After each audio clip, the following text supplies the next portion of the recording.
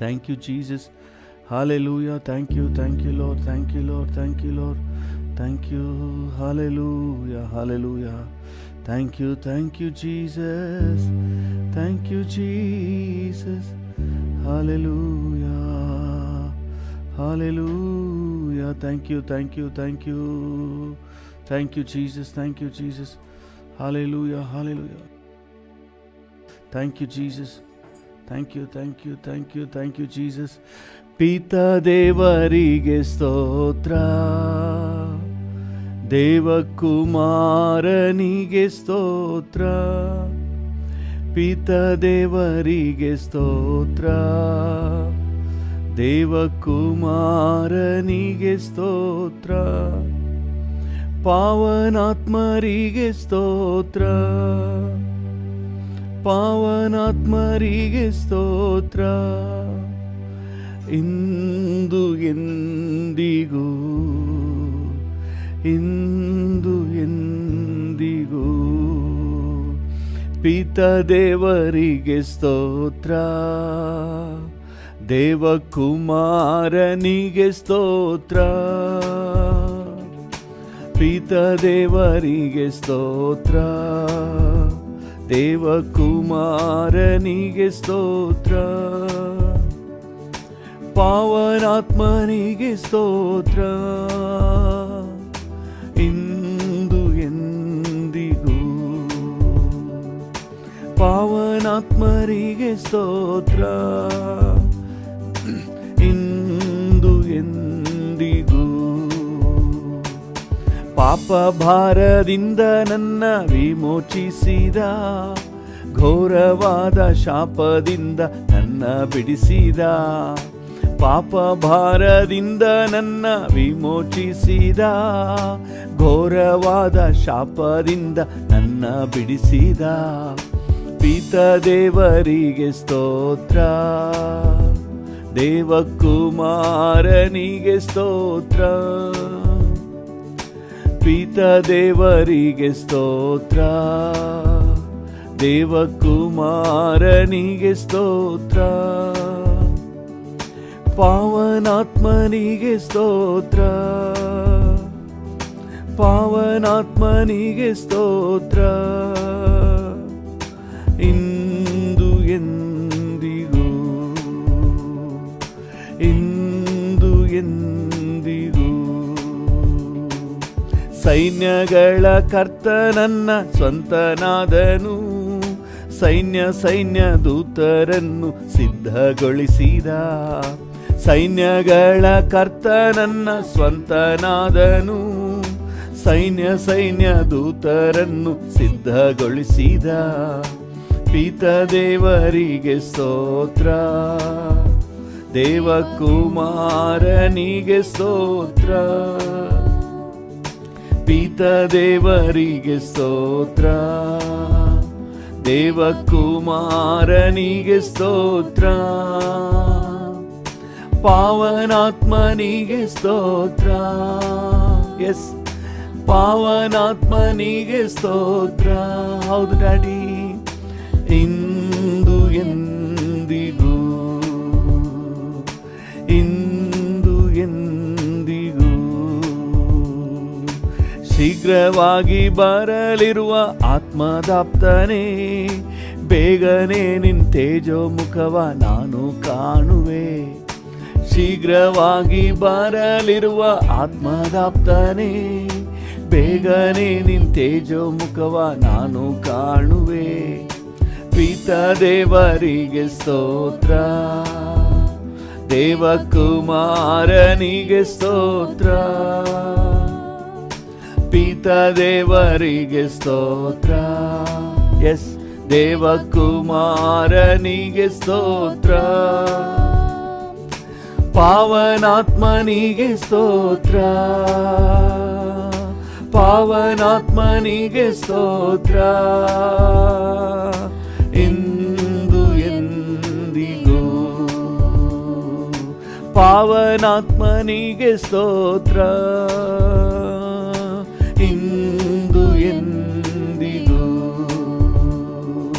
ಪವಿತ್ರಾತ್ಮನೇ ಪ್ರಿಯ ಕರ್ತನೇ ಆವರಿಸಿ ನಡೆಸಯ್ಯ. ಪವಿತ್ರಾತ್ಮನೇ ನನ್ನ ಪ್ರಿಯ ಕರ್ತನೇ ಆವರಿಸಿ ನಡೆಸಯ್ಯ. ನಿನ್ನ ಮಾರ್ಗವ ತಿಳಿಸಯ್ಯ, ನಿನ್ನ ಚಿತ್ತ ಕಲಿಸಯ್ಯ. ನಿನ್ನ ಮಾರ್ಗವ ತಿಳಿಸಯ್ಯ, ನಿನ್ನ ಚಿತ್ತ ಕಲಿಸಯ್ಯ. ನಿನ್ನ ವಾಕ್ಯದ ಬೆಳಕಿನಲ್ಲೇ ದಿನ ದಿನವೂ ನಡೆಸಯ್ಯ. ಎಸ್ ಡ್ಯಾಡಿ, ನಿನ್ನ ವಾಕ್ಯದ ಬೆಳಕಿನಲ್ಲೇ ದಿನ ದಿನವೂ ನಡೆಸಯ್ಯ. ಪವಿತ್ರಾತ್ಮನೇ ಪ್ರಿಯ ಕರ್ತನೇ ಆವರಿಸಿ ನಡೆಸಯ್ಯ. ಪವಿತ್ರಾತ್ಮನೇ ಪ್ರಿಯ ಕರ್ತನೇ ಆವರಿಸಿ ನಡೆಸಯ್ಯ. ಕಣ್ಮಣಿಯಂತೆ ಕಾಯಬೇಕಯ್ಯ, ಹದ್ದಿನಂತೆ ಹೊರಬೇಕಯ್ಯ. ಕಣ್ಮಣಿಯಂತೆ ನನ್ನ ಕಾಯಬೇಕಯ್ಯ, ಹದ್ದಿನಂತೆ ಹೊರಬೇಕಯ್ಯ. ನಿನ್ನ ರೆಕ್ಕೆಯ ನೆರಳಲ್ಲಿ ಎಂದೆಂದು ಇರಿಸಯ್ಯ. ನಿನ್ನ ರೆಕ್ಕೆಯ ನೆರಳಲ್ಲಿಯೇ ಎಂದೆಂದು ಇರಿಸಯ್ಯ. ಪವಿತ್ರಾತ್ಮನೇ ಪ್ರಿಯ ಕರ್ತನೇ ಆವರಿಸಿ ನಡೆಸಯ್ಯ. ಪವಿತ್ರಾತ್ಮನೇ ಪ್ರಿಯ ಕರ್ತನೇ ಆವರಿಸಿ ನಡೆಸಯ್ಯ. ಕಡುಬು ತೀರ್ಪಿನ ಆತ್ಮನಾದವನೇ, ದಹಿಸುವ ಪವಿತ್ರಾತ್ಮನೇ. ನ್ಯಾಯ ತೀರ್ಪಿನ ಆತ್ಮನಾದವನೇ, ದಹಿಸುವ ಪವಿತ್ರಾತ್ಮನೇ. ಪಾಪ ತೊಳೆದು ಶುದ್ಧ ಮಾಡುವ ಪಾವನ ಪವಿತ್ರಾತ್ಮನೇ. ಪಾಪ ತೊಳೆದು ಶುದ್ಧ ಮಾಡುವ ಪಾವನ ಪವಿತ್ರಾತ್ಮನೇ. ಪವಿತ್ರಾತ್ಮನೇ ಪ್ರಿಯ ಕರ್ತನೇ ಆವರಿಸಿ ನಡೆಸಯ್ಯ. ಪವಿತ್ರಾತ್ಮನೇ ಪ್ರಿಯ ಕರ್ತನೇ ಆವರಿಸಿ ಡ್ಯಾಡಿಯನ್ನು ನೋಡಿ ಮಾತನಾಡುವ. ನಡೆಸಯ್ಯ. ಕಡು ಬಿಸಿಲಲ್ಲಿ ತಣ್ಣನೆ ನೆರಳೆ, ಬಿರುಗಾಳಿಗೆ ಆಶ್ರಯವೇ. ಕಡು ಬಿಸಿಲಲ್ಲಿ ತಣ್ಣನೆ ನೆರಳೆ, ಬಿರುಗಾಳಿಗೆ ಆಶ್ರಯವೇ. ಘೋರ ಮಳೆಯಲ್ಲೂ ಕಾಯುವವನೇ, ನನ್ನಯ ಗುಡಾರವೇ. ಘೋರ ಮಳೆಯಲ್ಲೂ ಕಾಯುವವನೇ, ನನ್ನಯ ಗುಡಾರವೇ. ಪವಿತ್ರಾತ್ಮನೇ ಪ್ರಿಯ ಕರ್ತನೇ ಆವರಿಸಿ ನಡೆಸಯ್ಯ. ಪವಿತ್ರಾತ್ಮನೇ ಪ್ರಿಯ ಕರ್ತನೇ ಆವರಿಸಿ ನಡೆಸಯ್ಯ. ನಿನ್ನ ಮಾರ್ಗವ ತಿಳಿಸಯ್ಯ, ನಿನ್ನ ಚಿತ್ತ ಕಲಿಸಯ್ಯ. ನಿನ್ನ ಮಾರ್ಗವ ತಿಳಿಸಯ್ಯ, ನಿನ್ನ ಚಿತ್ತ ಕಲಿಸಯ್ಯ.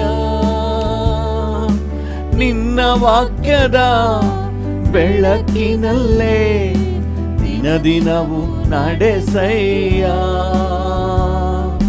ನಿನ್ನ ವಾಕ್ಯದ ಬೆಳಕಿನಲ್ಲೇ ದಿನ ದಿನವೂ ನಡೆಸಯ್ಯ. ಪವಿತ್ರಾತ್ಮನೇ ಪ್ರಿಯ ಕರ್ತನೇ ಆವರಿಸಿ ನಡೆಸಯ್ಯ. ಪವಿತ್ರಾತ್ಮನೇ ಪ್ರಿಯ ಕರ್ತನೇ ಆವರಿಸಿ ನಡೆಸಯ್ಯ. ಆವರಿಸಿ ನಡೆಸಯ್ಯ. ಆವರಿಸಿ ನಡೆಸಯ್ಯ. ಈ ಮುಂಜಾನೆ ವೇಳೆಯಲ್ಲಿ ಪವಿತ್ರಾತ್ಮನನ್ನು ಸ್ವಾಗತಿಸೋಣ. ಬನ್ನಿ ಪವಿತ್ರಾತ್ಮರೇ, ದೈವ ಸಾನ್ನಿಧ್ಯದಲ್ಲಿ ನಮ್ಮನ್ನು ನಡೆಸಿ, ನಿಮ್ಮ ಪ್ರಸನ್ನತೆಯಲ್ಲಿ ನಮ್ಮನ್ನು ನಡೆಸಿ, ನಿಮ್ಮ ಕೃಪಾ ಅನುಭವದಲ್ಲಿ ನಮ್ಮನ್ನು ನಡೆಸಿ, ನಿಮ್ಮ ಮಹಿಮೆಯ ಪ್ರಸನ್ನತೆಯಲ್ಲಿ ನಮ್ಮನ್ನು ನಡೆಸಿ. ಬನ್ನಿ ಪವಿತ್ರಾತ್ಮರೇ, ಪವಿತ್ರಾತ್ಮರೇ, ಪವಿತ್ರಾತ್ಮರೇ ಬನ್ನಿ, ನೀವು ಬನ್ನಿ. ಹಲ್ಲೆಲೂಯಾ. ಬನ್ನಿ, ನೀವು ಬನ್ನಿ. ಹಲ್ಲೆಲೂಯಾ. ಸ್ತೋತ್ರ, ಸ್ತೋತ್ರ, ಸ್ತೋತ್ರ ಎಂದು ಯಾವಾಗಲೂ ಹಾಡುವೆ. ಸ್ತೋತ್ರ, ಸ್ತೋತ್ರ, ಸ್ತೋತ್ರ ಎಂದು ಯಾವಾಗಲೂ ಹಾಡುವೆ. ಸ್ತೋತ್ರ, ಸ್ತೋತ್ರ, ಸ್ತೋತ್ರ ಎಂದು ಯಾವಾಗಲೂ ಹಾಡುವೆ. ಸರ್ವಶಕ್ತನೇ ಒಳ್ಳೆಯವನೇ, ಸರ್ವಶಕ್ತನೇ ಒಳ್ಳೆಯವನೇ. ಸ್ತೋತ್ರ, ಸ್ತೋತ್ರ, ಸ್ತೋತ್ರ ಎಂದು ಯಾವಾಗಲೂ ಹಾಡುವೆ. ಸ್ತೋತ್ರ, ಸ್ತೋತ್ರ, ಸ್ತೋತ್ರ ಎಂದು ಯಾವಾಗಲೂ ಹಾಡುವೆ. ಕಾಣ್ಬವನೇ, ಕಾಯುವವನೇ, ಕಾಣ್ಬವನೇ, ಕಾಯುವವನೇ. ಸ್ತೋತ್ರ, ಸ್ತೋತ್ರ, ಸ್ತೋತ್ರ ಎಂದು ಯಾವಾಗಲೂ ಹಾಡುವೆ. ಸ್ತೋತ್ರ, ಸ್ತೋತ್ರ, ಸ್ತೋತ್ರ ಎಂದು ಯಾವಾಗಲೂ ಹಾಡುವೆ. ಪಾಪವೆಲ್ಲ ತೊಳೆದಿರುವೆ, ನನ್ನ ಪಾಪವೆಲ್ಲ ತೊಳೆದಿರುವೆ. ಸ್ತೋತ್ರ, ಸ್ತೋತ್ರ, ಸ್ತೋತ್ರ ಎಂದು ಯಾವಾಗಲೂ ಹಾಡುವೆ. ಸ್ತೋತ್ರ, ಸ್ತೋತ್ರ, ಸ್ತೋತ್ರ ಎಂದು ಯಾವಾಗಲೂ ಹಾಡುವೆ. ರೋಗವೆಲ್ಲ ಹೊತ್ತುಕೊಂಡೆ, ನನ್ನ ರೋಗವೆಲ್ಲ ನೀ ಹೊತ್ತುಕೊಂಡೆ. ಸ್ತೋತ್ರ, ಸ್ತೋತ್ರ, ಸ್ತೋತ್ರ ಎಂದು ಯಾವಾಗಲೂ ಹಾಡುವೆ. ಸ್ತೋತ್ರ, ಸ್ತೋತ್ರ, ಸ್ತೋತ್ರ ಎಂದು ಯಾವಾಗಲೂ ಹಾಡುವೆ. ಆತ್ಮನಿಂದ ತುಂಬಿಸಿದೆ, ಆತ್ಮನಿಂದ ತುಂಬಿಸಿದೆ. ಸ್ತೋತ್ರ, ಸ್ತೋತ್ರ, ಸ್ತೋತ್ರ ಎಂದು ಯಾವಾಗಲೂ ಹಾಡುವೆ. ಸ್ತೋತ್ರ, ಸ್ತೋತ್ರ, ಸ್ತೋತ್ರ ಎಂದು ಯಾವಾಗಲೂ ಹಾಡುವೆ. ಹೊಸ ಜೀವ ನನಗೆ ತಂದೆ, ಹೊಸ ಜೀವ ನನಗೆ ತಂದೆ. ಸ್ತೋತ್ರ, ಸ್ತೋತ್ರ, ಸ್ತೋತ್ರ ಎಂದು ಯಾವಾಗಲೂ ಹಾಡುವೆ. ಸ್ತೋತ್ರ, ಸ್ತೋತ್ರ, ಸ್ತೋತ್ರ ಎಂದು ಯಾವಾಗಲೂ ಹಾಡುವೆ. ಹೊಸ ಜೀವ ನನಗೆ ತಂದೆ, ಹೊಸ ಜೀವ ನನಗೆ ತಂದೆ. ಸ್ತೋತ್ರ, ಸ್ತೋತ್ರ ಸ್ತೋತ್ರ ಎಂದು ಯಾವಾಗಲೂ ಹಾಡುವೆ. ಸ್ತೋತ್ರ ಸ್ತೋತ್ರ ಸ್ತೋತ್ರ ಎಂದು ಯಾವಾಗಲೂ ಹಾಡುವೆ. Hallelujah hallelujah amen. Hallelujah amen. Hallelujah hallelujah amen. Hallelujah amen. ಸ್ತೋತ್ರ ಸ್ತೋತ್ರ ಸ್ತೋತ್ರ ಎಂದು ಯಾವಾಗಲೂ ಹಾಡುವೆ. Yes daddy. ಸ್ತೋತ್ರ ಸ್ತೋತ್ರ ಸ್ತೋತ್ರ ಎಂದು ಯಾವಾಗಲೂ ಹಾಡುವೆ. ಅದ್ಭುತನೇ ಅತಿಶಯನೇ ಅದ್ಭುತನೇ ಅತಿಶಯನೇ. ಸ್ತೋತ್ರ ಸ್ತೋತ್ರ ಸ್ತೋತ್ರ ಎಂದು ಯಾವಾಗಲೂ ಹಾಡುವೆ. ಸ್ತೋತ್ರ ಸ್ತೋತ್ರ ಸ್ತೋತ್ರ ಎಂದು ಯಾವಾಗಲೂ ಹಾಡುವೆ. ಓಹೋ ಸ್ತೋತ್ರ ಸ್ತೋತ್ರ ಸ್ತೋತ್ರ ಎಂದು ಯಾವಾಗಲೂ ಹಾಡುವೆ. ಆಗ ಡ್ಯಾಡಿ ನೋಡಿ ಹೇಳುವ ಸ್ತೋತ್ರ ಸ್ತೋತ್ರ ಸ್ತೋತ್ರ ಎಂದು ಯಾವಾಗಲೂ ಹಾಡುವೆ. ಸ್ತೋತ್ರ ಸ್ತೋತ್ರ ಸ್ತೋತ್ರ ಎಂದು ಯಾವಾಗಲೂ ಹಾಡುವೆ. ಎಂದು ಯಾವಾಗಲೂ ಹಾಡುವೆ. ಹಾಗೆ ಸ್ತೋತ್ರ ಮಾಡೋಣ ಸ್ವಲ್ಪ ಹೊತ್ತು. ಕಾಣುವವನೇ, ನನ್ನನ್ನು ಕಾಯುವವನೇ, ನನ್ನನ್ನು ಪ್ರೀತಿಸುವ ತಂದೆಯೇ, ನಿಮಗೆ ಸ್ತೋತ್ರ. ಈ ಮುಂಜಾನೆ ವೇಳೆಯಲ್ಲಿ ನಿಮಗೆ ಸ್ತೋತ್ರ. Hallelujah hallelujah.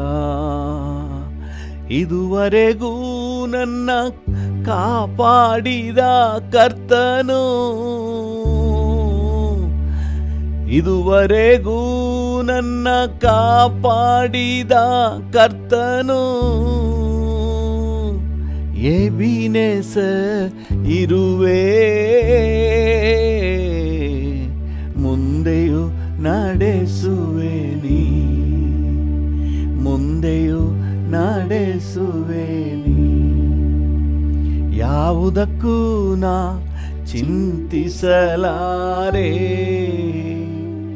ಯೆಹೋವ ದೇವನು ನನ್ನನ್ನು ನಡೆಸುವೆ ನೀ, ಯೆಹೋವ ದೇವನು ನನ್ನನ್ನು ನಡೆಸುವೆ ನೀ. ಡ್ಯಾಡಿಯನ್ನು ನೋಡಿ ಹೇಳೋಣ. ಯಾವುದಕ್ಕೂ ನಾ ಚಿಂತಿಸಲಾರೆ,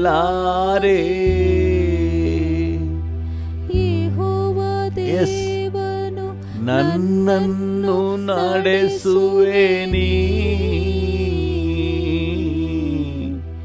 ಯೆಹೋವ ದೇವನು ನನ್ನನ್ನು ನಡೆಸುವೆ ನೀ. ಡ್ಯಾಡಿಯನ್ನು ನೋಡಿ. ಯೆಹೋವ ದೇವನು ನನ್ನನ್ನು ನಡೆಸುವೆ ನೀ. ಸುಖ ಕೊಡುವಾತನು ಯೆಹೋವ ರಾಫಾ ನೀನೇ, ಸುಖ ಕೊಡುವಾತನು ಯೆಹೋವ ರಾಫಾ ನೀನೇ, ಪೂರ್ಣ ಸುಖ ಕೊಡುವೆ,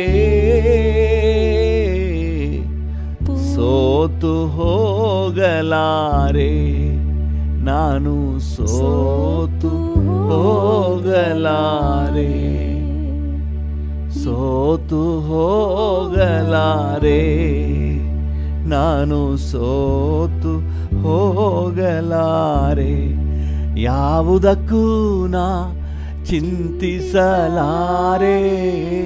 ಮುಂಜಾನೆ ವೇಳೆಯಲ್ಲಿ ಡ್ಯಾಡಿಯನ್ನು ನೋಡಿ ಹೇಳೋಣ, ಯೆಹೋವ ದೇವನು ನನ್ನನ್ನು ನಡೆಸುವೆನಿ, ಯೆಹೋವ ದೇವನು ನನ್ನನ್ನು ನಡೆಸುವೆನಿ, ಯೆಹೋವ ದೇವನು ನನ್ನನ್ನು ನಡೆಸುವೆನಿ. ಹೊಸ ಬಲ ಹೊಂದಿ ರೆಕ್ಕೆಗಳ ಚಾಚಿ, ಹೊಸ ಬಲ ಹೊಂದಿ ರೆಕ್ಕೆಗಳ ಚಾಚಿ, ಮೇಲೆ ಹಾರುವೆನ, ಸೋತು ಹೋಗಲಾರೆ. ಹೊಸ ಬಲ ಹೊಂದಿ ರೆಕ್ಕೆಗಳ ಚಾಚಿ, ಮೇಲೆ ಹಾರುವೆ ನಾ,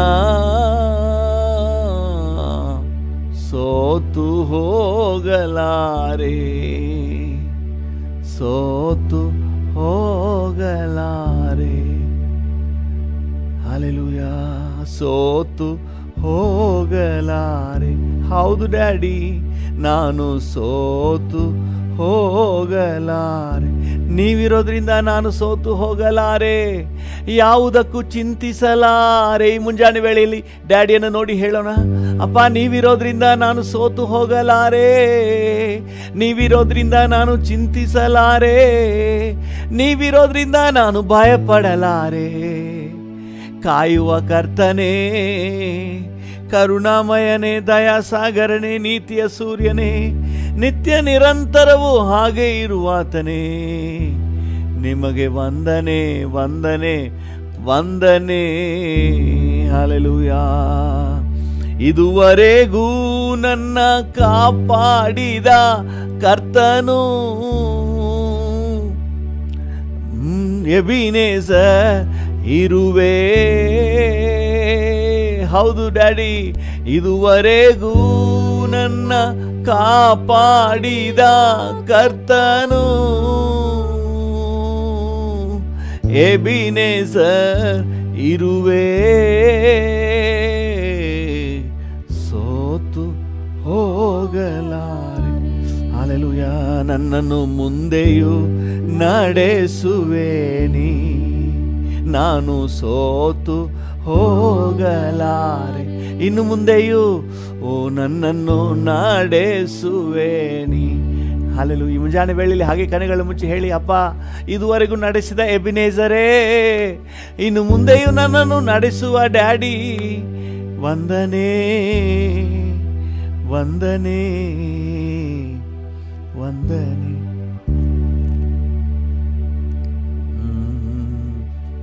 ವಂದನೆ. Hallelujah. Praise you Father. Hallelujah. ಹೊಸ ಬಲ ಹೊಂದಿ ರೆಕ್ಕೆಗಳ ಚಾಚಿ, ಮೇಲೆ ಹಾರುವೆನಾ,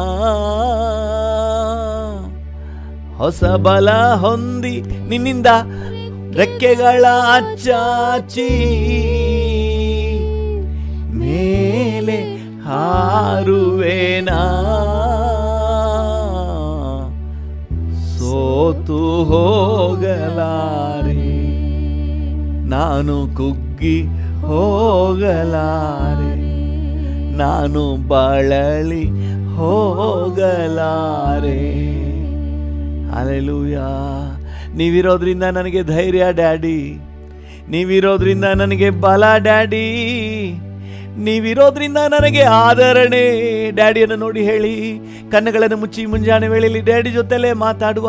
ನೀವಿರೋದ್ರಿಂದ ನನಗೆ ಬಲ ಬಂದಿದೆ, ನೀವಿರೋದ್ರಿಂದ ನನಗೆ ಧೈರ್ಯ ಬಂದಿದೆ, ನನ್ನ ಎಲ್ಲ ಹೋರಾಟಗಳಲ್ಲಿ ಜಯದ ಹೆಜ್ಜೆ ಇಡುವೆ. ನಿಮ್ಮ ಬಲದಿಂದ ಡ್ಯಾಡಿ, ನಿಮ್ಮ ಬಲದಿಂದ, ನಿಮ್ಮ ಕೃಪೆಯಿಂದ. ಓ ಹಲ್ಲೆಲೂಯಾ. ನಿಮ್ಮ ದಯೆಯಿಂದ. ಹಲ್ಲೆಲೂಯಾ. ಹಲ್ಲೆಲೂಯಾ. ಒಂದು ವೇಳೆ ಏನಾದರೂ ಅನಾರೋಗ್ಯದಲ್ಲಿದ್ದರೆ ನಂಬಿಕೆಯಿಂದ ಹಾಡಿ, ಸುಖ ಕೊಡುವಾತನೇ, ನಿನ್ನನ್ನೇ ದೃಷ್ಟಿಸಿ ನೋಡ್ತಾ ಇದ್ದೀನಿ. ನನ್ನ ಆರೋಗ್ಯದಾಯಕನು ನೀನೇ. ಹೇಳಿ ಹೇಳಿ ದೇವರು, ಓ ಸೌಖ್ಯದಾಯಕ, ಹಲ್ಲೆಲೂಯಾ. ಸುಖ ನೀಡುವ ಒಳ್ಳೆಯ ವೈದ್ಯನು, ಹಲ್ಲೆಲೂಯಾ. ಸುಖ ಕೊಡುವ ಆತನು ಯೆಹೋವಾ ರಾಫಾ ಇರುವೆ. ಸುಖ ಕೊಡುವೆ, ಹೌದು, ಸುಖ ಕೊಡುವ ಆತನು ಯೆಹೋವಾ ರಾಫಾ ಇರುವೆ. ಪೂರ್ಣ ಸುಖ ಕೊಡುವೆ, ಮುಂದೆಯೂ ನಡೆಸುವೆ. ಹಲ್ಲೆಲೂಯಾ. ಸೋತು ಹೋಗಲಾರೆ. ಹಲ್ಲೆಲೂಯಾ. ನನಗೆ ಚೈತನ್ಯ ನೀಡುವೆ ನೀ, ನನಗೆ ಪೂರ್ಣ ಬಲ ಕೊಡುವೆ. ಹಲ್ಲೆಲೂಯಾ. Thank you. ನನ್ನನ್ನು ನಡೆಸುವ ದೇವರೇ, ನನ್ನ ಸಂಗಡಿಗನೇ, ಯೇಸು ರಾಜ. ಹೇಗೆಲ್ಲ ಮಾತಾಡಬೇಕು ಹಾಗೆಲ್ಲ ಮಾತಾಡಿ, ಹೇಗೆಲ್ಲ ಡ್ಯಾಡಿ ಜೊತೆ ಮಾತಾಡ್ಬೇಕು ಅನಿಸುತ್ತೋ ಮಾತಾಡಿ. ನನ್ನ ಡ್ಯಾಡಿ, ನನ್ನ ಕರ್ತನೇ, ಒಡೆಯನೇ, ಉತ್ತಮನೇ, ರಾಜನೇ. ಬಾಕಸ್ಕಲ್ಬೋರಿ ಆಂದರ ನಮ. Thank you. ಮಾರ್ಪಡದ ದೇವರೇ, ಮಹಿಮೆಗೆ ಪಾತ್ರನೇ, ಮಹೋನ್ನತನೇ, ನಿಮಗೆ ಆರಾಧನೆ, ನಿಮಗೆ ಆರಾಧನೆ. ಹಾಲಿಕಿರ್ಕಾಸಿಕಲ್ಬೋರಿ ಅಂದರ, ನಿಮಗೆ ಆರಾಧನೆ.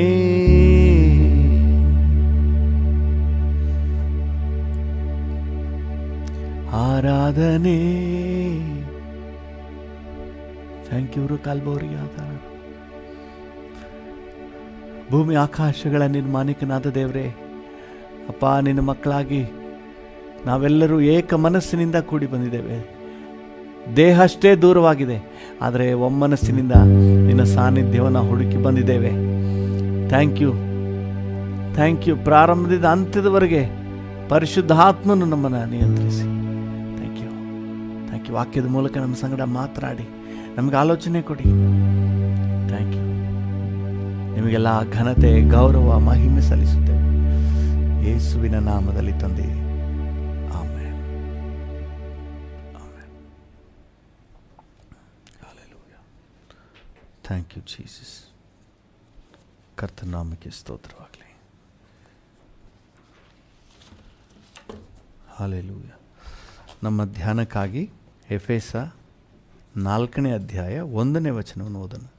ನೀವು ದೇವರಿಂದ ಕರೆಯಲ್ಪಟ್ಟವರಾದ ಕಾರಣ, ನೀವು ದೇವರಿಂದ ಕರೆಯಲ್ಪಟ್ಟವರಾದ ಕಾರಣ ಯೋಗ್ಯರಾಗಿ ನಡೆದುಕೊಳ್ಳಬೇಕೆಂದು, ಯೋಗ್ಯರಾಗಿ ನಡೆದುಕೊಳ್ಳಬೇಕೆಂದು ಕರ್ತನ ಸೇವೆಯಲ್ಲಿ ಸೆರೆಯವನಾದ ನಾನು, ಕರ್ತನ ಸೇವೆಯಲ್ಲಿ ಸೆರೆಯವನಾದ ನಾನು ನಿಮ್ಮನ್ನು ಪ್ರಬೋಧಿಸುತ್ತೇನೆ. ನಿಮ್ಮನ್ನು ಪ್ರಬೋಧಿಸುತ್ತೇನೆ. ಹಲ್ಲೆಲೂಯಾ.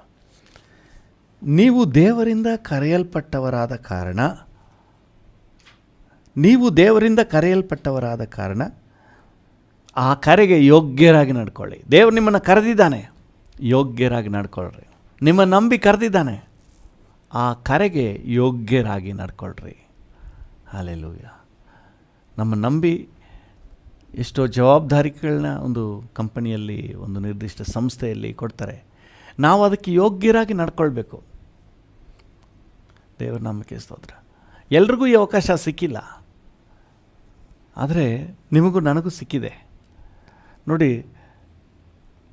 ಆ ನಿರ್ದಿಷ್ಟ ಕಂಪನಿಯಲ್ಲೋ ನಿರ್ದಿಷ್ಟ ಸಂಸ್ಥೆಯಲ್ಲೋ ಎಲ್ರಿಗೂ ಅವಕಾಶ ಇಲ್ಲ. ನಿಮಗೆ ಸಿಕ್ಕಿದೆ ಅಥವಾ ಇಂಥವ್ರಿಗೆ ಸಿಕ್ಕಿದೆ. ಈಗೇನು ಮಾಡಬೇಕು? ನಾವು ನಮ್ಮ ನಂಬಿ ಕೊಡಲ್ಪಟ್ಟ ಆ ಜವಾಬ್ದಾರಿಕೆಗೆ ನಾವು ಯೋಗ್ಯರಾಗಿ ನಡ್ಕೊಳ್ಬೇಕು. ನಿಜ, ಅಪೊಸ್ತಲನಾದ ಪೌಲನು ಹೇಳ್ತಾನೆ, ನನ್ನಲ್ಲಿ ಯೋಗ್ಯತೆ ಇರಲಿಲ್ಲ, ಆದರೆ ಯೋಗ್ಯನು ಎಂದು ಎಣಿಸಿ ನನ್ನನ್ನು ಕರ್ಕೊಂಡಿದ್ದಾನೆ ಅಂತ ಹೇಳಿ ತಿಮೋತಿಗೆ ಬರೆಯುವಾಗ ಪೌಲನು ಹೇಳ್ತಾನೆ. ನಾನು ನಂಬಿಗಸ್ತನಾಗಿರಲಿ, ನಾನು ದೂಷಕನಾಗಿದ್ದೆ, ಆದರೆ ನಂಬಿಗಸ್ತನು ಎಂದು ಎಣಿಸಿ ನನ್ನನ್ನು ಈ ಸೇವೆಗೆ ಕರೆದಿದ್ದಾನೆ ಅಂತ ಹೇಳ್ತಾನೆ. ಆ ವಚನವನ್ನು ಓದ್ಬಿಟ್ರಿ. 1 ತಿಮೋತಿ 1ನೇ ಅಧ್ಯಾಯ 12ರಿಂದ. 1 ತಿಮೋತಿ 1:12. ಈ ಸುವಾರ್ತೆಯ ಸೇವೆಯು ನನಗೆ ಕೊಡಲ್ಪಟ್ಟಿತು. ಪೌಲನು ಸೇವೆ ವಿಷಯದಲ್ಲಿ ಹೇಳ್ತಾನೆ. ಈಗ ಸೇವೆ ಆಮೇಲೆ ಇರಲಿ, ಮೊದಲನೇದಾಗಿ ನಮಗೆ ಏನು ಕೊಡಲ್ಪಟ್ಟಿದೆ ಯೋಚನೆ ಮಾಡೋಣ. ನನಗೆ ಕೊಡಲ್ಪಟ್ಟಿದೆ, ಒಂದು ಜವಾಬ್ದಾರಿಕೆ ನನಗೆ ಕೊಡಲ್ಪಟ್ಟಿದೆ. ನನಗೆ ಬಲವನ್ನು ದಯಪಾಲಿಸಿದವನು ನಮ್ಮ ಕರ್ತನಾದ ಯೇಸು ಕ್ರಿಸ್ತನೇ. ಮೊದಲು ದೂಷಕನು ಹಿಂಸಕನು ಬಲಾತ್ಕಾರಿಯೂ ಆಗಿದ್ದ ನನ್ನನ್ನು ಆತನು ನಂಬಿಗಸ್ತನೆಂದು ಎಣಿಸಿ ತನ್ನ ಸೇವೆಗೆ ನೇಮಿಸಿಕೊಂಡದಕ್ಕಾಗಿ ನಾನು ಆತನಿಗೆ ಸ್ತೋತ್ರ ಸಲ್ಲಿಸುತ್ತೇನೆ. ನಂಬಿಗಸ್ತನಾಗಿರ್ಲಿಲ್ವಂತೆ ಪೌಲನು, ಆದರೆ ದೇವರು ನಂಬಿಗಸ್ತನು ಎಂದು ಎಣಿಸಿ ತನ್ನ ಸೇವೆಗೆ ನೇಮಿಸ್ಕೊಂಡಿದ್ದಾನೆ. ಹಲ್ಲೆಲೂಯ. ಈಗೇನು ಮಾಡಬೇಕು? ದೇವರು ಯಾವುದನ್ನು ಯಾವ ಒಂದು ಹಂತದಲ್ಲಿ ಅವನನ್ನು ನಂಬಿದ್ದಾನೋ ಆ ಹಂತಕ್ಕೆ ತನ್ನನ್ನು ಯೋಗ್ಯಪಡಿಸ್ಕೊಳ್ಬೇಕು. ಹಲ್ಲೆಲೂಯ. ನಿಜವಾಗ್ಲೂ ಹಳೆ ಜೀವಿತದಲ್ಲಿ ಪೌಲನು ದೂಷಕನು, ಹಿಂಸಕನು. ಆದರೆ ದೇವರು ಅವನಿಗೆ ಆ ಸ್ಥಾನವನ್ನು ಕೊಟ್ಟ ಮೇಲೆ, ತನ್ನ ಸೇವೆಗೆ ಕರೆದ ಮೇಲೆ, ಆ ಸೇವೆಗೆ ತಕ್ಕ ಹಾಗೆ ಅವನು ತನ್ನನ್ನು ಯೋಗ್ಯಪಡಿಸಿಕೊಂಡನು. ಹಲ್ಲೆಲೂಯ. ಈಗ ನಾವು ಕೂಡ ಯೋಗ್ಯರಾಗಿರಲಿಲ್ಲ ಈ ಆತ್ಮಿಕ ಜೀವಿತಕ್ಕೆ. ನಾನು ಆಗಾಗ ಹೇಳ್ತೀನಿ, ನನ್ನನ್ನು ಯಾಕೆ ಸ್ವಾಮಿ ನೀನು ಕರೆದೆ? ನನಗಿಂತ ಎಷ್ಟೋ ಜನ ಒಳ್ಳೆಯವರೆಲ್ಲ ಇದ್ದಾರಲ್ಲ, ನನಗಿಂತ ತುಂಬ ಸದ್ಗುಣಶಾಲಿಗಳೆಲ್ಲ ಇದ್ದಾರಲ್ಲ, ಆದರೆ ಏನೋ ದೇವರ ಕರುಣೆ ನನಗೆ ಸಿಕ್ಕಿದೆ. ಹಲ್ಲೆಲೂಯ. ಈಗ ನಾನೇನು ಮಾಡಬೇಕು? ದೇವರು ಏನಕ್ಕೆ ಕರೆದನೋ ಅದಕ್ಕೆ ತಕ್ಕ ಯೋಗ್ಯತೆಯಲ್ಲಿ ನನ್ನನ್ನು ಸರಿಪಡಿಸ್ಕೊಳ್ಬೇಕು, ಕ್ರಮಪಡಿಸ್ಕೊಳ್ಬೇಕು. ನಾನು ಹಳೆ ಜೀವಿತದಲ್ಲೇ ಇರೋದು ಸರಿಯಲ್ಲ, ನನ್ನ ಹಳೆಯ ಯೋಜನೆಯಲ್ಲೇ ಇರುವುದು ಸರಿಯಲ್ಲ. ಈಗ ಕರೆದ ಮೇಲೆ ಇದಕ್ಕೆ ನನ್ನನ್ನು ಏನು ಮಾಡಬೇಕು? ಸಿದ್ಧಪಡಿಸಿಕೊಳ್ಬೇಕು. ಮೊದಲು ನನ್ನ ಕೆಲಸಗಳೇ ಬೇರೆ ಇತ್ತು, ಈಗ ಈ ಕೆಲಸಕ್ಕೆ ಕರೆದುಬಿಟ್ಟಿದ್ದಾನಲ್ಲ, ಇದಕ್ಕೆ ನನ್ನನ್ನು ಸಿದ್ಧಪಡಿಸ್ಕೊಳ್ಬೇಕು. ಹಲ್ಲೆಲೂಯ. ದೇವರ ನಾಮಕ್ಕೆ ಸ್ತೋತ್ರ. ನನಗೆ ತಿಳಿದ ಒಬ್ಬರು, ಅವರು ಹೊರದೇಶದಲ್ಲಿ ಒಂದು ನಿರ್ದಿಷ್ಟ ಕೆಲಸಕ್ಕಾಗಿ ಹೋಗಬೇಕನ್ನುವಾಗ ಅವರು ಇಲ್ಲೇ ಭಾಷೆ ಕಲೀಲಿಕ್ಕೆ ಪ್ರಾರಂಭ ಮಾಡಿದರು. ಯಾಕಂದರೆ ಅಲ್ಲಿ ಹೋಗಿ ಈ ಭಾಷೆಯಲ್ಲಿ ನಾನು ಅವ್ರಿಗೆ ಟೀಚ್ ಮಾಡಬೇಕು, ಪಾಠ ಮಾಡಬೇಕು, ತನ್ನನ್ನು ಯೋಗ್ಯಪಡಿಸ್ಕೊಳ್ತಾ ಇದ್ದಾರೆ. ಅವ್ರಿಗೆ ಗೊತ್ತಿಲ್ಲದೆ ಇರುವ ಭಾಷೆಯಲ್ಲಿ ಅವ್ರು ಹೋಗಿ ಸೇವೆ ಮಾಡಬೇಕು ಅನ್ನುವಾಗ ಆ ಸೇವೆಯನ್ನು ಸೀರಿಯಸ್ ಆಗಿ ತಗೊಂಡು ಅದನ್ನು ಕಲಿತು ತನ್ನನ್ನು ಯೋಗ್ಯಪಡಿಸಿಕೊಂಡ್ರು. ಈಗ ಆ ಜವಾಬ್ದಾರಿಕೆಯನ್ನು ನಿರ್ವಹಿಸ್ತಾ ಇದ್ದಾರೆ. ನಮ್ಮನ್ನು ನಾವು ಯೋಗ್ಯಪಡಿಸಿಕೊಳ್ಬೇಕು. ಯಾವುದಕ್ಕಾಗಿ ದೇವರು ನಮ್ಮನ್ನು ಕರೆದಿದ್ದಾನೋ ಅದಕ್ಕೆ ನಾವು ಯೋಗ್ಯರಾಗಿ ಕಾಣಿಸಬೇಕು. ಮೊದಲೆಲ್ಲ ಪ್ರಾರಂಭದ ದಿನಗಳಲ್ಲಿ ನಮ್ಮ ದೇಶ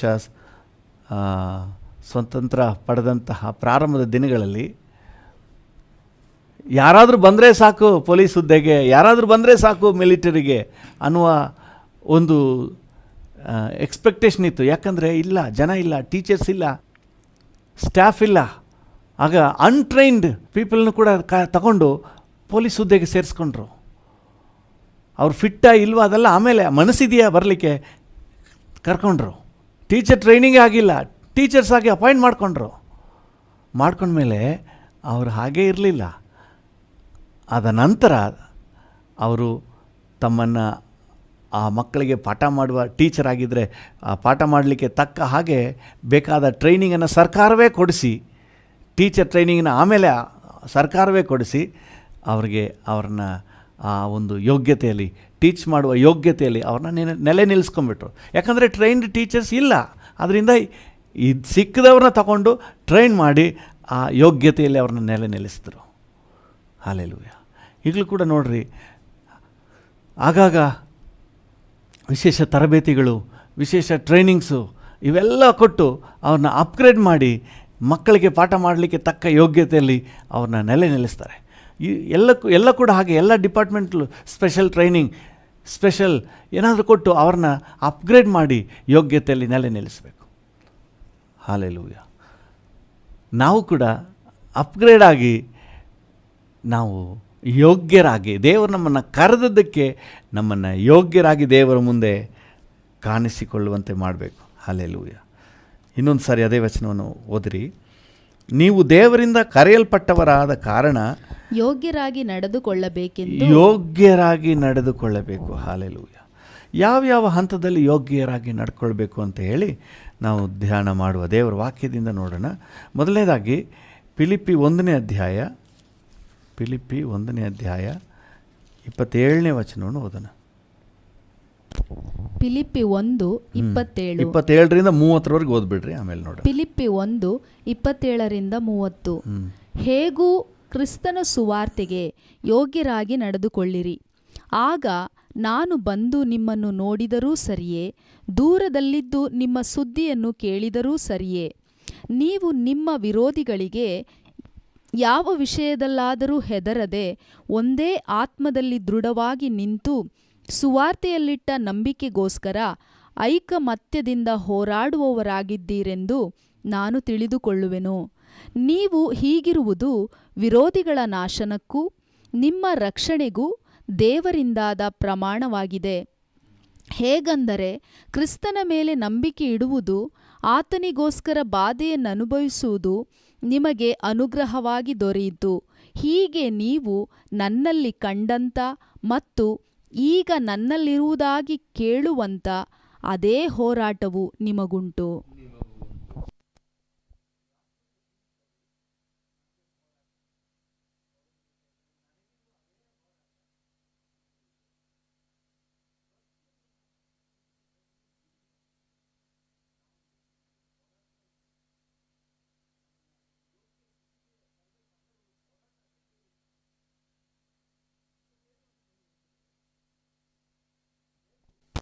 ಹೇಗೂ ಸುವಾರ್ತೆಗೆ ಯೋಗ್ಯರಾಗಿ ನಡೆದು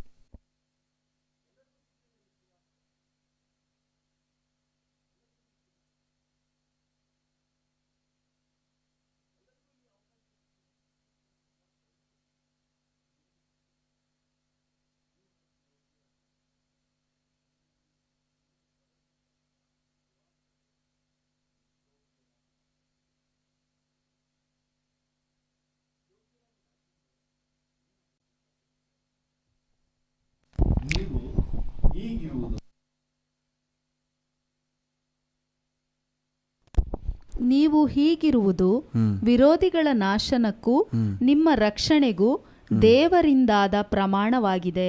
ಹಲ್ಲೆಲೂಯಾ. ಹಲ್ಲೆಲೂಯಾ.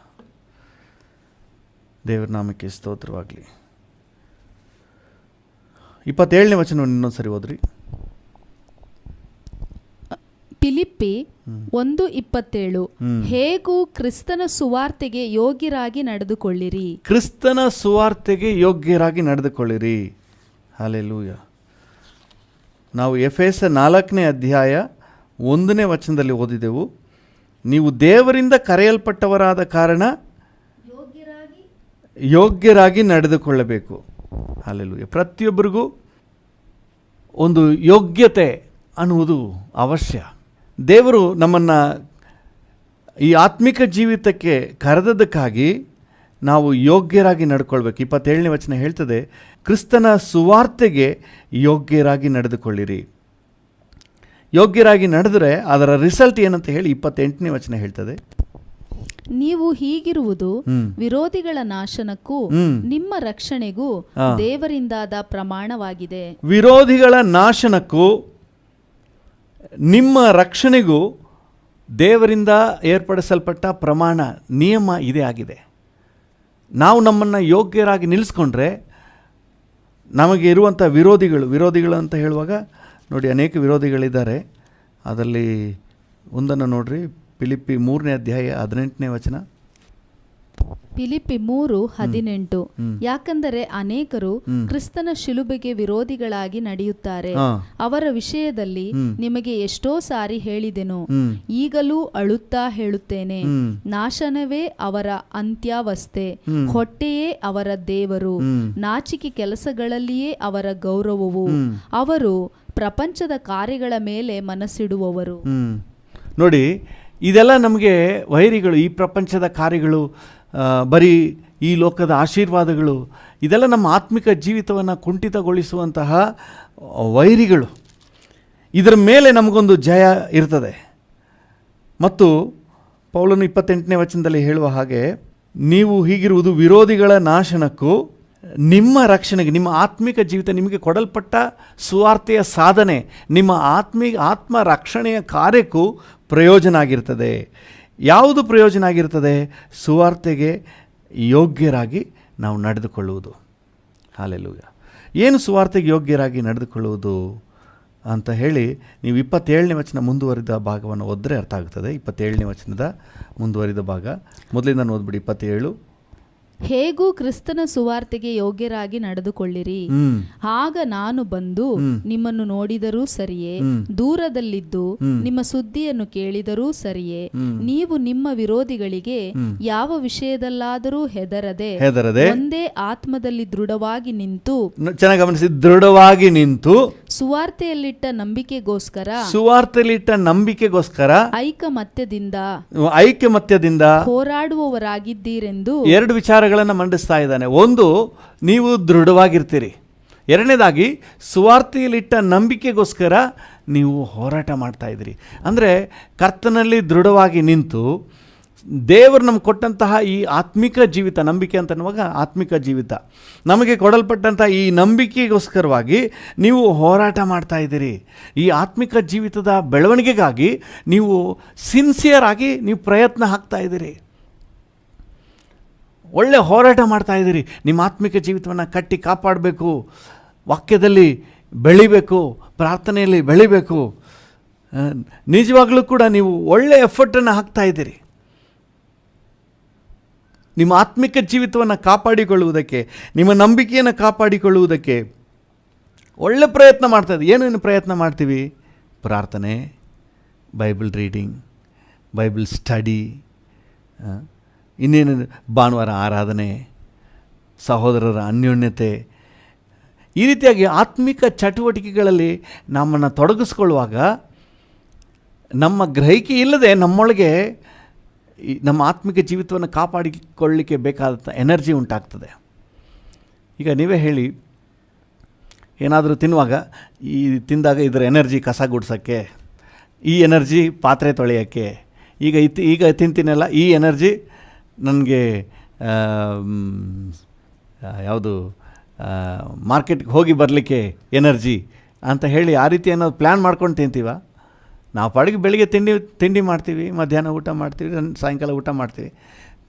ಪ್ರತಿಯೊಂದಕ್ಕೂ ಬೇಕಾದಂಥ ಎನರ್ಜಿ ಹೇಗೆ ಬಂದುಬಿಡ್ತದೆ, ನಾವು ಆ ಎನರ್ಜಿ ಬಗ್ಗೆ ಯೋಚನೆ ಮಾಡೋದಿಲ್ಲ. ಇಷ್ಟು ಎನರ್ಜಿ ಬೇಕು.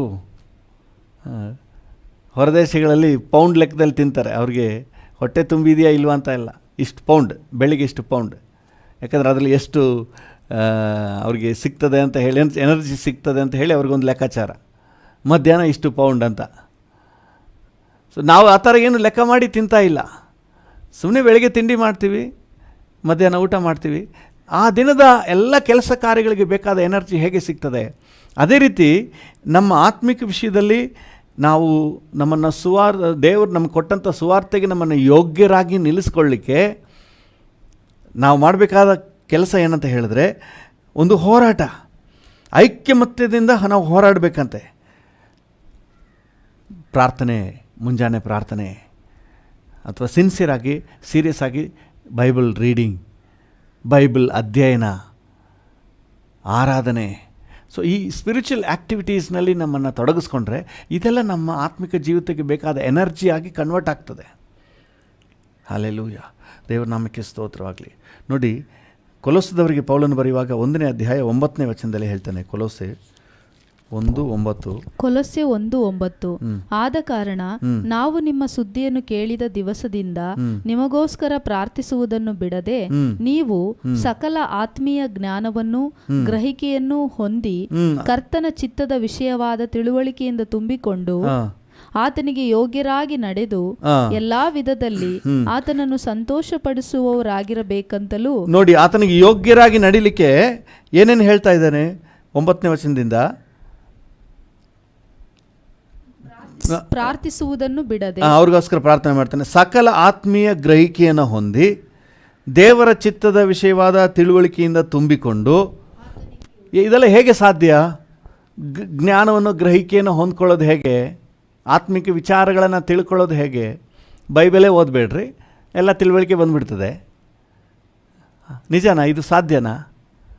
ಸೊ ನಮ್ಮನ್ನು ಒಂದು ಸ್ಪಿರಿಚುವಲ್ ಆ್ಯಕ್ಟಿವಿಟೀಸ್ನಲ್ಲಿ, ವಾಕ್ಯದಲ್ಲಿ, ಪ್ರಾರ್ಥನೆಯಲ್ಲಿ, ದೇವರೊಂದಿಗಿನ ಬಾಂಧವ್ಯದಲ್ಲಿ, ಪರ್ಸ್ನಲ್ ಪ್ರೇಯರ್, ಕೆಲವ್ರಿಗಂತೂ ಪರ್ಸ್ನಲ್ ಪ್ರೇಯರೇ ಇಲ್ಲ. ಪರ್ಸ್ನಲ್ ಪ್ರೇಯರ್, ವೈಯಕ್ತಿಕವಾಗಿ ದೇವ್ರ ಜೊತೆ ಸಮಯ ಕಳೆಯೋದ್ರಲ್ಲಿ ಈ ರೀತಿಯಾಗಿ ತೊಡಗಿಸ್ಕೊಳ್ಳುವಾಗ ನಮ್ಮ ಅರಿವಿಲ್ಲದೆ ನಮಗೊಂದು ಎನರ್ಜಿ ಉಂಟಾಗಿ ಆತನಿಗೆ ಯೋಗ್ಯರಾಗಿ ನಡೆದು ಎಲ್ಲ ವಿಧದಲ್ಲಿ ಆತನನ್ನು ಸಂತೋಷಪಡಿಸಲಿಕ್ಕೆ ಬೇಕಾದಂಥ ಎನರ್ಜಿ ಉಂಟಾಗ್ತದೆ. ಹಲ್ಲೆಲೂಯಾ. 1 ಪೇತ್ರ 1ನೇ ಅಧ್ಯಾಯ 4ನೇ ವಚನ. 1 ಪೇತ್ರ 1:4.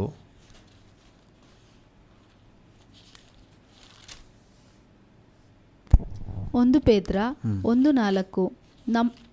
1 ಪೇತ್ರನೇ 2 ಪೇತ್ರ ನೋಡಿ.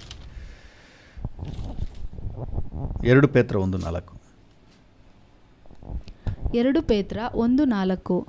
ನೀವು ಲೋಕದಲ್ಲಿ ದುರಾಶೆಯಿಂದುಂಟಾದ ಕೆಟ್ಟತನಕ್ಕೆ ತಪ್ಪಿಸಿಕೊಂಡು ದೈವ ಸ್ವಭಾವದಲ್ಲಿ ಪಾಲನ್ನು ಹೊಂದುವವರಾಗಬೇಕೆಂಬ ಉದ್ದೇಶದಿಂದ ದೇವರು ತನ್ನ ಪ್ರಭಾವ ಗುಣಾತಿಶಯಗಳಿಂದ ಅಮೂಲ್ಯವಾಗಿಯೂ ಉತ್ಕೃಷ್ಟವಾಗಿಯೂ ಇರುವ ವಾಗ್ದಾನಗಳನ್ನು ನಮಗೆ ದಯಪಾಲಿಸಿದ್ದಾನೆ. ನೋಡಿ, ಚೆನ್ನಾಗಿ ಗಮನಿಸಿ. ಈ ವೈರಿಗಳನ್ನು ಜಯಿಸಲಿಕ್ಕೆ, ವೈರಿಗಳ ಮುಂದೆ ನಾವು ಜಯಪ್ರದರಾಗಿ ನಿಲ್ಲಲಿಕ್ಕೆ, ಅಂದರೆ ನೀವು ಲೋಕದ ದುರಾಶೆಗಳಿಂದ ಉಂಟಾದ ಕೆಟ್ಟತನಕ್ಕೆ ತಪ್ಪಿಸಿಕೊಳ್ಳುವುದಕ್ಕೆ ಏನು ಮಾಡಬೇಕಂತೆ? ಅದಕ್ಕೋಸ್ಕರ ದೇವರು ಏನು ಮಾಡಿದಾನಂತೆ? ದೈವ ಸ್ವಭಾವದಲ್ಲಿ ಪಾಲನ್ನು ಹೊಂದುವವರಾಗಬೇಕೆಂಬ ಉದ್ದೇಶದಿಂದ, ಇನ್ನು ಆತ್ಮಿಕವಾಗಿ ಬೆಳಿಬೇಕೆಂಬ ಉದ್ದೇಶದಿಂದ ದೇವರು ತನ್ನ ಪ್ರಭಾವ ಗುಣಾತಿಶಯಗಳಿಂದ ಉತ್ಕೃಷ್ಟವಾಗಿಯೂ ಅಮೂಲ್ಯವಾಗಿಯೂ ಇರುವ ವಾಗ್ದಾನಗಳನ್ನು ನಮಗೆ ದಯಪಾಲಿಸಿದ್ದಾನೆ. ವಾಕ್ಯವನ್ನು ದಯಪಾಲಿಸಿದ್ದಾನೆ. ನಾವು ವಾಕ್ಯದಲ್ಲೇ ಟೈಮ್ ಸ್ಪೆಂಡ್ ಮಾಡಲ್ಲ, ಬೈಬಲ್ ಸ್ಟಡಿಯಲ್ಲಿ ಭಾಗವಹಿಸಲ್ಲ, ತಾನೂ ಕೂಡ ಬೈಬಲ್ ಓದೋದಿಲ್ಲ. ಏನೋ ಕ್ರಿಶ್ಚಿಯನ್ ಅನ್ನೋದಕ್ಕಾಗಿ ಕ್ಯಾಲೆಂಡ್ರಲ್ಲಿ ಒಂದು ವಚನ ಓದ್ಕೋತೀನಿ. ಆಗ ಯಾವ ರೀತಿಯಲ್ಲಿ ನಾವು ದೇವರಿಗೆ ಯೋಗ್ಯರಾಗಿ ಮಾರ್ಪಡಲಿಕ್ಕೆ ಸಾಧ್ಯ? ಇದೆಲ್ಲ ನಮಗಿಟ್ಟಿರೋದೇ ನಮ್ಮನ್ನು ಯೋಗ್ಯ ಸ್ಥಿತಿಗೆ ತರಲಿಕ್ಕೆ. ದೇವರ ನಾಮಕ್ಕೆ ಸ್ತೋತ್ರ. ನಮ್ಮನ್ನು ರೂಪಿಸಿ, ನಮ್ಮನ್ನು ಮಾರ್ಪಡಿಸಿ, ನಮ್ಮನ್ನು ಒಂದು ಉನ್ನತ ಹಂತಕ್ಕೆ ತರಲಿಕ್ಕೆ. ಅದರಿಂದಾಗಿ ಒಂದು ಸಿನ್ಸಿಯರ್ ಎಫರ್ಟ್ ಇವತ್ತು ದೇವರ ಮಕ್ಕಳಲ್ಲಿ ಬೇಕು. ನೀವು ತಿಮೋತಿಗೆ ಪೌಲನು ಬರೆದ 2ನೇ ಪತ್ರಿಕೆಯಲ್ಲಿ 2 ತಿಮೋತಿ 3ನೇ ಅಧ್ಯಾಯ 17ನೇ ವಚನವನ್ನು ಓದಿ. 2 ತಿಮೋತಿ 3:17. ಅದರಿಂದ ದೇವರ ಮನುಷ್ಯನು ಪ್ರವೀಣನಾಗಿ. ಅದರಿಂದ ಯಾವುದರಿಂದ? ಮೇಲೆ ವಚನ ಹೇಳ್ತದೆ, 16ನೇ ವಚನ, ದೇವರ ವಾಕ್ಯ. ದೇವರ ವಾಕ್ಯದಿಂದ ದೇವರ ಮನುಷ್ಯನು ಪ್ರವೀಣನಾಗಿ ಸಕಲ ಸತ್ಕಾರ್ಯಕ್ಕೆ ಸನ್ನದ್ಧನಾಗುವನು. ಸಕಲ ಸತ್ಕಾರ್ಯಕ್ಕೆ ಸನ್ನದ್ಧ ಆಗುವನು. ಸೊ ಅದರಿಂದ ಅವನು ಎನರ್ಜಿ ಪಡ್ಕೊಂಡು, ಬಲ ಪಡ್ಕೊಂಡು, ಒಂದು ಯೋಗ್ಯ ಸ್ಥಿತಿಗೆ, ತಾನು ಯಾವುದನ್ನು ಮಾಡಲಿಕ್ಕಾಗಿ ನೇಮಿಸಲ್ಪಟ್ಟಿದ್ದಾನೋ ಅದನ್ನು ಮಾಡಲಿಕ್ಕೆ ಅವನೊಂದು ಅರ್ಹತೆಗೆ ಬರ್ತಾನೆ. ಹಲ್ಲೆಲೂಯಾ. ದೇವರ ನಾಮಕ್ಕೆ ಸ್ತೋತ್ರ. ದೇವರು ನಮ್ಮನ್ನು ಕರೆದಿದ್ದಾನೆ, ನಮ್ಮನ್ನು ಯೋಗ್ಯಪಡಿಸಿಕೊಳ್ಬೇಕು. ಹೇಗೆ ಯೋಗ್ಯಪಡಿಸಿಕೊಳ್ಳುವುದು? ಒಂದು ಸಿನ್ಸಿಯರಾಗಿ ಪ್ರಾರ್ಥನೆಯಲ್ಲಿ, ವಾಕ್ಯದಲ್ಲಿ, ಬೈಬಲ್ ಸ್ಟಡಿಯಲ್ಲಿ, ದೇವರ ಕಾರ್ಯಗಳಲ್ಲಿ ಅದಕ್ಕೆ ತೊಡಗಿಸ್ಕೊಳ್ಳಿಕ್ಕೆ ನಾವು ಒಂದು ಪ್ರಯತ್ನ ಮಾಡಬೇಕು. ಟೈಮ್ ಸಿಕ್ಕಿದಾಗ ಬರ್ತೀನಿ ಅಂತಂದರೆ ಅದೆಲ್ಲ ಆಗದಿದ್ದ ಕೆಲಸ. ನಾವೇ ಒಂದು ನಿಗದಿಪಡಿಸ್ಕೋಬೇಕು. ಈ ಟೈಮ್ ನನ್ನ ಪ್ರೇಯರ್ ಸಮಯ, ಈ ಟೈಮ್ ನನ್ನ ಬೈಬಲ್ ರೀಡಿಂಗ್ ಸಮಯ, ಈ ಟೈಮ್ ನಾನು ದೇವರೊಂದಿಗೆ ಇರುವಂಥ ಸಮಯ. ನಾವು ಗೊತ್ತು ಮಾಡ್ಕೊಳ್ಬೇಕು. ನಾವು ಗೊತ್ತು ಮಾಡಿಕೊಂಡ್ರೆ ಖಂಡಿತ ನಾವು ಆ ಪರಿಪಕ್ವತೆಯಲ್ಲಿ ಬೆಳೀಲಿಕ್ಕೆ ಸಾಧ್ಯ. ಹಲ್ಲೆಲೂಯಾ. ಫಿಲಿಪಿಯರಿಗೆ ಪೌಲನು ಬರೆಯುವಾಗ 1ನೇ ಅಧ್ಯಾಯದ 27ರಿಂದ ನೀವು 30ರವರೆಗೆ ಹೋದರೆ ಭಾಳ ಸ್ಪಷ್ಟವಾಗಿ ಹೇಳ್ತಾ ಇದ್ದಾನೆ. 27ನೇ ವಚನದಲ್ಲಿ ನೋಡ್ರಿ. ಫಿಲಿಪ್ಪಿ 1:27. ಹೇಗೂ ಕ್ರಿಸ್ತನ ಸುವಾರ್ತೆಗೆ ಯೋಗ್ಯರಾಗಿ ನಡೆದುಕೊಳ್ಳಿರಿ. ಕ್ರಿಸ್ತನ ಸುವಾರ್ತೆಗೆ ಯೋಗ್ಯರಾಗಿ ನಡೆದುಕೊಳ್ಳಿರಿ. ಆಗ ನಾನು ಬಂದು ನಿಮ್ಮನ್ನು ನೋಡಿದರೂ ಸರಿಯೇ, ದೂರದಲ್ಲಿದ್ದು ನಿಮ್ಮ ಸುದ್ದಿಯನ್ನು ಕೇಳಿದರೂ ಸರಿಯೇ. ಚೆನ್ನಾಗಿ ಗಮನಿಸಿ. ಈಗ ನಿಮ್ಮ ವಿಚಾರಗಳು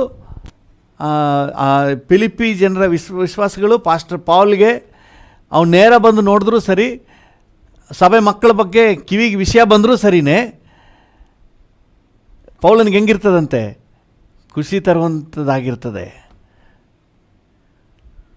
ಅವರು ಯೋಗ್ಯರಾಗಿ ನಡ್ಕೊಂಡ್ರೆ ತಮ್ಮ ಆತ್ಮಿಕ ಜೀವಿತವನ್ನು ಕಾಪಾಡಿಕೊಳ್ಳುವುದರಲ್ಲಿ ಜಾಗ್ರತೆ ಉಳ್ಳವರಾಗಿದ್ದು, ಲೋಕದ ಮಲಿನತ್ವವನ್ನು ಜಯಿಸಿದವರಾಗಿ ಸಾಕ್ಷಿಗಳಾಗಿ ಅವರು ಬೆಳಗುವುದಾದರೆ, ಆತ್ಮಿಕ ಪರಿಪಕ್ವತೆಯಲ್ಲಿ ಅವರು ಬೆಳೆಯುವುದಾದರೆ, ಆ ಫಿಲಿಪ್ಪಿ ಮಕ್ಕಳ ವಿಷಯದಲ್ಲಿ ಕೇಳಿಸ್ಕೊಂಡ್ರೂ ಸರಿ ಅಥವಾ ನೇರ ಬಂದು ನೋಡಿದ್ರೂ ಸರಿ, ಪೌಲನೇನು ಹೇಳ್ತಾ ಇದ್ದಾನೆ?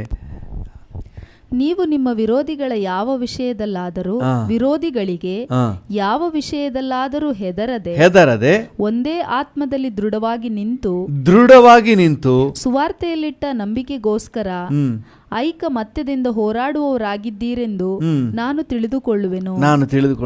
ಇವರು ಚೆನ್ನಾಗಿ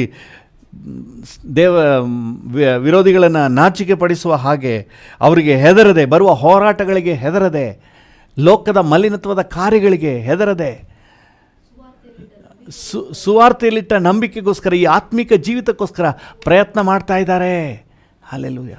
ನಾನು ವೈರಿಗೆ ಮೊದಲೇ ಹೇಳಿದೆ, ಮನುಷ್ಯರನ್ನ ಮಾತ್ರ ನೋಡಬಾರ್ದು. ಮನುಷ್ಯರು ಇದ್ದಾರೆ, ಆದರೆ ಇಲ್ಲಿ ವೈರಿ ಯಾವುದು?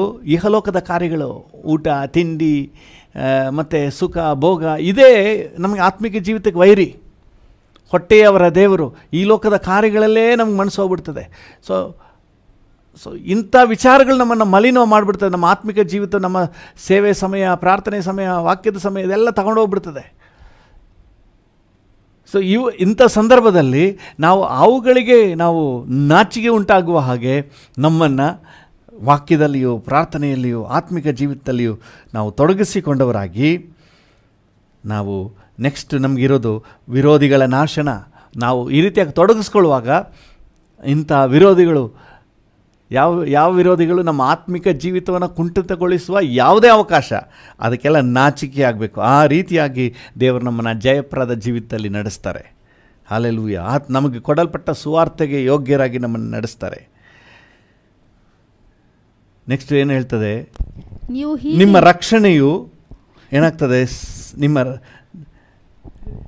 ನಿಮ್ಮ ರಕ್ಷಣೆಗೂ ದೇವರಿಂದ ಆದ ಪ್ರಮಾಣವಾಗಿದೆ. ವಿರೋಧಿಗಳ ನಾಶನಕ್ಕೂ ನಿಮ್ಮ ರಕ್ಷಣೆಗೂ ದೇವರಿಂದ ಆದ ಪ್ರಮಾಣ, ದೇವರಿಂದ ಆದ ನಿಯಮ. ಅಂದರೆ ನಮ್ಮ ರಕ್ಷಣೆಯನ್ನು ಸಾಧಿಸ್ಕೊಳ್ಬೇಕು, ನಾವು ರಕ್ಷಣೆಯಲ್ಲಿ ಒಂದು ಪೂರ್ಣತೆಗೆ ಬರಬೇಕು, ವಿರೋಧಿಗಳನ್ನು ಅಂದರೆ ಲೋಕದ ಮಲಿನತ್ವವನ್ನು ಜಯಿಸಬೇಕು ಅನ್ನೋದಾದರೆ, ನಾವು ಯಥಾರ್ಥವಾಗಿ ನಮ್ಮನ್ನು ಯೋಗ್ಯ ಸ್ಥಿತಿಗೆ ನಾವು ತರಲಿಕ್ಕೆ ಪ್ರಯತ್ನ ಮಾಡಬೇಕು. ವಾಕ್ಯದಲ್ಲಿ, ಪ್ರಾರ್ಥನೆಯಲ್ಲಿ, ದೇವರೊಂದಿಗೆ ಬಾಂಧವ್ಯದಲ್ಲಿ, ಸ್ಪಿರಿಚುವಲ್ ಆ್ಯಕ್ಟಿವಿಟೀಸ್ನಲ್ಲಿ ನಮ್ಮನ್ನು ತೊಡಗಿಸ್ಕೊಂಡ್ರೆ ನಾವು ಎಲ್ಲವನ್ನು, ಲೋಕದ ಮಲಿನತ್ವವನ್ನು, ಇಚ್ಛಾಶೆಗಳನ್ನು, ಪಾಪದ ಕಾರ್ಯಗಳನ್ನು ಜಯಿಸಲಿಕ್ಕೆ ಶಕ್ತರಾಗ್ತೀವಿ. ಇದರಿಂದ ನೆಕ್ಸ್ಟ್ ನಮ್ಗೆ ಸಿಗೋದು ವೈರಿಯ ನಾಶನ ಮತ್ತು ನಮ್ಮ ಆತ್ಮ ರಕ್ಷಣೆ. ಸಾಧನೆ ಮಾಡೋರಾಗ್ತೀವಿ. ಇದು ಯಾವುದು ಮಾಡದೆ ಯಾವುದೇ ಬೈಬಲ್ ಸ್ಟಡಿಗೂ ಬರಲ್ಲ. ಆಮೇಲೆ ಮುಂಜಾನೆ ಪ್ರಾರ್ಥನೆಯೂ ಇಲ್ಲ, ಭಾನುವಾರ ಆರಾಧನೆಯೂ ಇಲ್ಲ, ಆಮೇಲೆ ಇದ್ಯಾವ ಒಂದು ಅನ್ಯೋನ್ಯತೆಯೂ ಇಲ್ಲ, ಯಾವುದೇ ಆತ್ಮಿಕ ಗಂಧಗಾಲಿ ಇಲ್ಲದೆ ಯಾವ ರೀತಿ ನಮ್ಮ ಆತ್ಮಿಕ ಜೀವಿತದಲ್ಲಿ ನಾವು ಮುಂದೆ ಸಾಗಲಿಕ್ಕೆ ಯೋಚನೆ ಮಾಡಿದ್ದೀವಿ? ಪೌಲನು ಹೇಳ್ತಾ ಇದ್ದಾನೆ, ಇದು ಸರಿಯಲ್ಲ. ನಿಮ್ಮನ್ನು ಯೋಗ್ಯರನ್ನಾಗಿ ನಿಲ್ಲಿಸ್ಕೊಳ್ಳಿ. ದೇವರು ನಿಮ್ಮನ್ನು ಕರೆದಿದ್ದಾನೆ, ನಿಮ್ಮನ್ನು ಯೋಗ್ಯಪಡಿಸ್ಕೊಳ್ಳಿ. ಹಲ್ಲೆಲೂಯಾ. ನಾನು ಮೊದಲೇ ಹೇಳಿದೆ, ಮೈಕ್ ಆನ್ ಆಗಿತ್ತು ಅನಿಸುತ್ತೆ, ಆಫ್ ಆಗಿತ್ತು ಅನಿಸುತ್ತೆ. ನಮ್ಮನ್ನು ಯೋಗ್ಯ ಸ್ಥಿತಿಗೆ ತರಬೇಕು. ಹಳೆ ಕಾಲದಲ್ಲಿ ಅಂತಂದರೆ ನಮ್ಮ ಸ್ವತಂತ್ರ ಬಂದಂತಹ ದಿನಗಳಲ್ಲಿ ತರಬೇತಿ ಹೊಂದಿದಂತಹ ಪೊಲೀಸ್ ಅಧಿಕಾರಿಗಳಿಲ್ಲ, ತರಬೇತಿ ಹೊಂದಿದಂಥ ಮಿಲಿಟ್ರಿ ಸಿಪಾಯಿಗಳಿರಲಿಲ್ಲ, ತರಬೇತಿ ಹೊಂದಿದ್ದ ಟೀಚರ್ಸ್ ಇರಲಿಲ್ಲ. ಆಗ ಏನು ಮಾಡಿದ್ರು? ತರಬೇತಿ ಇಲ್ಲದಿರೋರನ್ನೇ ಕರ್ಕೊಂಡು ಸರ್ಕಾರವೇ ಅವ್ರಿಗೆ ತರಬೇತಿ ಕೊಟ್ಟು ಅವ್ರನ್ನ ಆ ಸ್ಥಾನದಲ್ಲಿ ನಿಲ್ಲಿಸಿದ್ರು. ಟೀಚರ್ಸ್ಗಳಲ್ಲಿ ಅನೇಕರನ್ನ ಟ್ರೈನಿಂಗೇ ಆಗಿರಲ್ಲ, ಟೀಚರ್ ಟ್ರೈನಿಂಗ್ ಆಗಿಲ್ಲ, 8ನೇ ಕ್ಲಾಸ್ 10ನೇ ಕ್ಲಾಸ್ ಓದ್ದವ್ರನ್ನೆಲ್ಲ ಟೀಚರಾಗಿ ತಗೊಂಡು ಅವ್ರನ್ನ ಹಾಗೆ ಬಿಡಲಿಲ್ಲ. ಅವರಿಗೆ ಬೇಕಾದ ಟ್ರೈನಿಂಗನ್ನು ಆಮೇಲೆ ಕೊಟ್ಟು ಅವ್ರನ್ನ ಯೋಗ್ಯರನ್ನಾಗಿ ಮಾಡಿಬಿಟ್ರು. ಅದೇ ರೀತಿ ನಮ್ಮನ್ನು ಸಹ ದೇವರು ಅಯೋಗ್ಯರು ಅಂತ ಹೇಳಿ ತಳ್ಳಿಬಿಡಲಿಲ್ಲ. ಪೌಲನು ಹೇಳ್ತಾನೆ, ನನ್ನನ್ನು ನಂಬಿಗಸ್ತನೆಂದು ಎನಿಸಿ ನನ್ನನ್ನು ಕರ್ಕೊಂಡಿದ್ದಾನೆ ಸೇವೆಗೆ ಅಂತ. ಅವನು ನಂಬಿಗಸ್ತನಾಗಿರಲಿಲ್ಲ, ಆದರೆ ನಂಬಿಗಸ್ತನೆಂದು ಎನಿಸಿ ಕರೆದನು. ಬಂದ ಮೇಲೆ ಇವನು ನಂಬಿಗಸ್ತನಾಗಿ ಕಾರ್ಯನಿರ್ವಹಿಸಿದನು. ದೇವರು ನಮ್ಮನ್ನು ಯೋಗ್ಯರೆಂದು ಎನಿಸಿ ಈ ಒಂದು ಆತ್ಮಿಕ ಜೀವಿತ ಕರೆದಿದ್ದಾನೆ. ಈಗ ನಮ್ಮನ್ನು ಯೋಗ್ಯಪಡಿಸಿಕೊಳ್ಳಬೇಕು. ಪ್ರಾರ್ಥನೆಯಿಂದ, ವಾಕ್ಯದಿಂದ, ದೇವರೊಂದಿಗಿನ ಸಮಯ, ಇದಕ್ಕೆ ನಾವು ಮೋಸ ಮಾಡಬಾರ್ದು. ಇದಕ್ಕೆ ಮೋಸ ಮಾಡಲಿಲ್ಲ ಅಂದರೆ ಈ ವೈರಿ ನಮ್ಮನ್ನು ಜಯಿಸಿಬಿಡ್ತಾನೆ, ನಮ್ಮನ್ನು ಪರಿಹಾಸ್ಯ ಮಾಡ್ತಾನೆ. ಯಾವುದು? ಈ ಲೋಕದ ಕಾರ್ಯಗಳು, ಹೊಟ್ಟೆಯ ಅವರ ದೇವರು. ನಾವು ನೋಡಿದ್ವಲ್ಲ, ಕ್ರಿಸ್ತನನ್ನು ಶಿಲುಬೆಗೆ ಹಾಕುವವರು. ಅದೇ ಫಿಲಿಪ್ಪಿ 3ನೇ ಅಧ್ಯಾಯ 18ನೇ ವಚನದಲ್ಲಿ, ಯಾಕೆಂದರೆ ಅನೇಕರು ಕ್ರಿಸ್ತನ ಶಿಲುಬೆಗೆ ವಿರೋಧಿಗಳಾಗಿ ನಡೆಯುತ್ತಾರೆ.